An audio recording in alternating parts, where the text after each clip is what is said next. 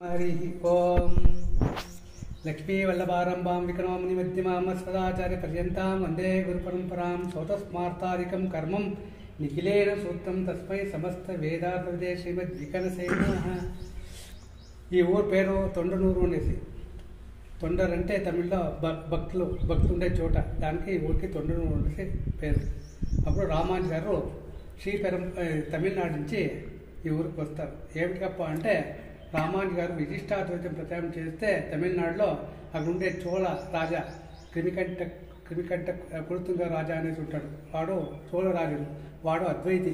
వీళ్ళు విశిష్టాద్వైతానికి ప్రచారం చేస్తే వాడు ఇచ్చలేదు, వీళ్ళు కన్నంతా పీకేసేటట్టు రాసి రాజాజ్ఞం చేసేస్తారు. ఈ విచారము రామానుజు గారి శిష్యులు కూర్తాల్వారు అనేసి ఉంటారు, వాళ్ళకి తెలిసిపోతుంది. వాళ్ళు వచ్చిందే రామానుజు గారు కట్టి ఉండే కాషాయ వస్త్రము త్రిదండము తీసుకొని తెల్ల వస్త్రం కట్టేసి రామానుజు గారికి అక్కడి నుంచి పంపించేస్తారు. అక్కడి నుంచి రామానుజు వచ్చిందే ఈ ఊరికే మొదలు.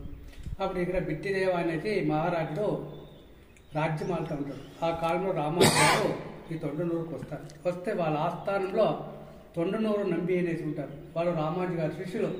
రామానుజు గారిని చూసిందే రాని చెప్తారు, మా గురువుగారు వచ్చినారో, నువ్వు వచ్చి దర్శనం చేసుకొని నీకు మంచిదవుతుంది.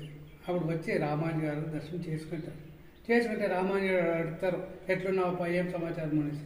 రాజు చెప్తున్నా, బాగున్నా, నాకేమి తొందర లేదు, అయితే నా కూతురికి బ్రహ్మరాక్షని పెట్టింది, ఏం చేస్తాను పోతా ఉండలేదు, ఏమైనా మార్గం చెప్పాడని చెప్తారు.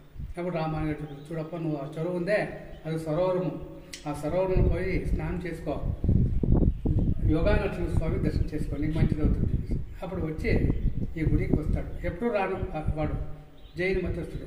వస్తే ఇక్కడ ఉండే అర్చకులు అడుగుతారు, ఏం సమాచారం అనేసి. ఇప్పుడు ఇట్లా ఎవరో సన్యాసి గారు వచ్చినారో, వాళ్ళు చెప్పినారో నా కూతురికి బ్రహ్మరాక్షి పెట్టింది, దానికి దర్శనానికి వచ్చింది, వాళ్ళకి పూజ చేసిందే, కూర్చోపెట్టిందే, తీర్థం వేసిందే, ఆ నరసింహదండా నుంచి మంత్రం వేస్తే బ్రహ్మరాక్షిని వచ్చేపోతుంది. అప్పుడు రాజుకి చాలా సంతోషం అవుతుంది.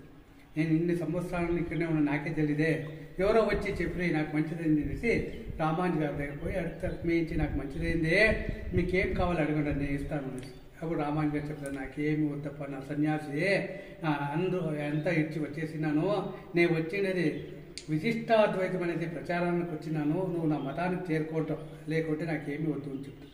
అప్పుడు బిట్టిదేవ మహారాజుడు జైన మతస్థుడు. వాడు జైన మతం మారి వైష్ణవ మతం స్వీకారం చేసి